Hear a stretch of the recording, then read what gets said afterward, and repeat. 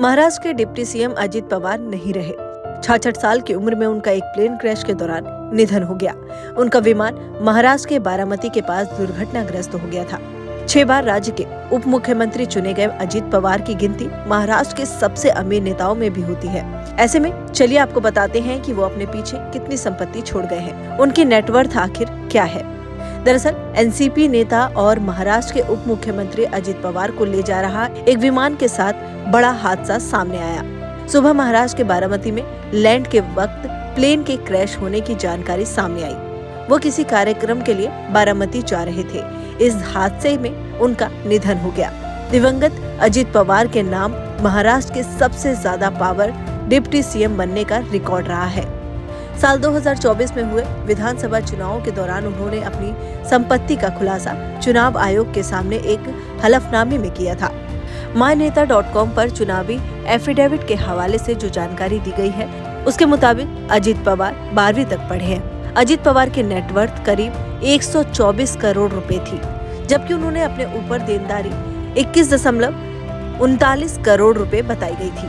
बता दें, चुनावी आयोग में जमा कराए हलफनामे में शेयर की गई जानकारी पर नजर डालें तो उनके परिवार के पास कुल कैश 14,12,000 रुपए था, जबकि कई बैंकों के अकाउंट्स में 6 करोड़ 81 लाख रुपए से ज्यादा डिपॉजिट थे। अजित पवार का बैंक जमा ही करीब 3 करोड़ रुपए। उनकी पत्नी सुनेत्रा पवार के खातों में भी इतनी ही रकम जमा थी। इसके अलावा उन्होंने एनएसएस पोस्टल सेविंग खातों में 1 करोड़ 52 लाख रुपए डिपॉजिट कराया था। खास बात यह है कि उनके पास या परिवार के सदस्यों के नाम पर कोई LIC या फिर अन्य इंश्योरेंस पॉलिसी नहीं थी। इतना ही नहीं, 24 लाख रुपए उन्होंने अपने शेयर बाजार में भी लगाया था। वहीं उनकी पत्नी और बच्चों ने भी करीब 30 लाख रुपए का इन्वेस्टमेंट किया था। इसके अलावा अजित पवार ने अपने पास 38 लाख रुपए की कीमत की गोल्ड और सिल्वर ज्वेलरी की घोषणा की थी, जबकि उनके पत्नी के पास 1 करोड़ 19 लाख रुपए से ज्यादा कीमत की सोने और चांदी की ज्वेलरी बताई गई थी। इसके साथ ही उनके पास करीब 80 लाख रुपए की कीमत की गाड़ियां भी थी।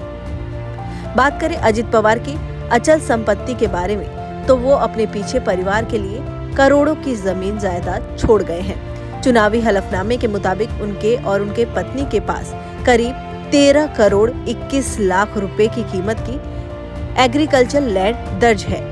इसके अलावा 37 करोड़ रुपए वैल्यू की नॉन एग्रीकल्चर लैंड भी है। कमर्शियल प्रॉपर्टी भी उनके नाम पर थी, जिसमें 11 करोड़ से ज्यादा की कीमत की कमर्शियल बिल्डिंग शामिल है।